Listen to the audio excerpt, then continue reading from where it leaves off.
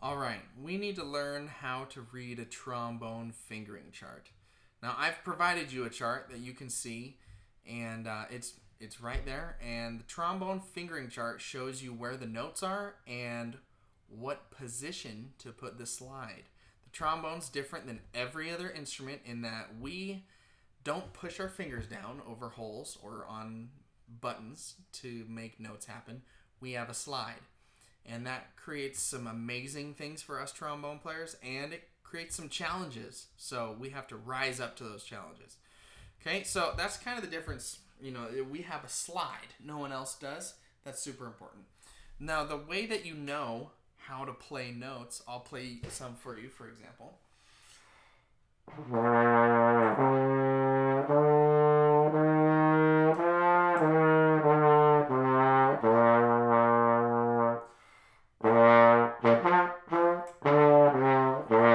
Is we have different slide positions.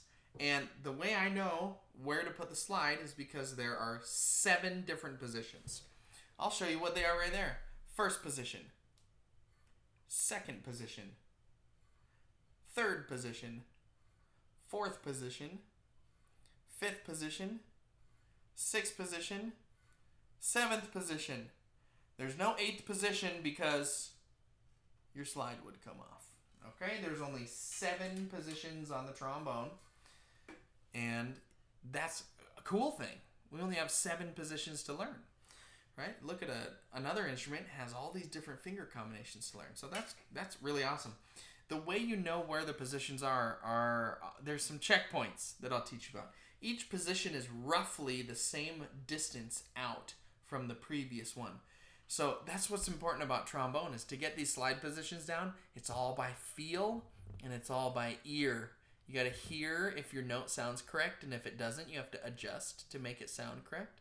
And you got to know where that position is. And over time, it'll just be muscle memory. You'll get it down really easy. But at first, it takes some practice to get the right positions. So first position is all the way in. Just pretty much all the way in. You don't want to hit it against so hard that you slam the mouthpiece into your teeth. But, first position, all the way in. Second position is just a little bit out. Just a tiny bit. Maybe you can think halfway, your hand. I always talk about where this post is, the bar. Halfway to the bell. Maybe a little less than halfway to the bell. That's second position. Third position is just before the bell. See how my finger is just before the bell? Fourth position, a little bit after the bell. And then the last 3, fifth position is just that same distance out. Sixth position, a little bit more out. And seventh position. And depending on how long your arm is, reaching seventh position could be a real challenge. But we won't use seventh position for a while. If you're having a hard time reaching sixth position, which is one that we'll use, remember that you can move. So like that, your shoulder, right? You're moving your elbow out and your arm is straight. But you can also kind of use your shoulder while your mouth is on it. If you need to reach a little further, use that shoulder. That helps us with shorter arms, okay? So those are the different positions. Let's talk about some bad habits that I don't want you to do. Here's 2 of my biggest pet peeves. Trombone players who, to get third position, they go, oh, just before the bell? I'm going to stick my fingers out and go right before the bell. And they use their fingers to get that feel. I don't like that.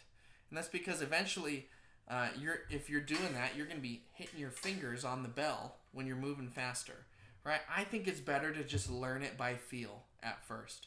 Don't rely on the crutch of feeling that. And then I see a lot of trombone players do this. Fourth position, oh, I'll move it a little past and feel it with my thumb. Like that. They'll do that. That's another big pet peeve of mine. I think that's a bad idea. It's like having training wheels, right? It's good for a little bit maybe, but if you saw a 30-year-old riding with training wheels on their bike, you'd go, what's the deal with that? So honestly, I tell you, don't do that at all.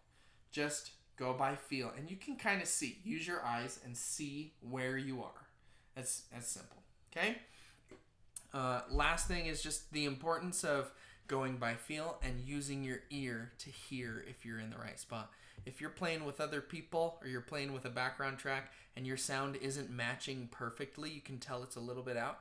Maybe you just move your slide a little minute difference to see if you can match that sound perfectly. Okay?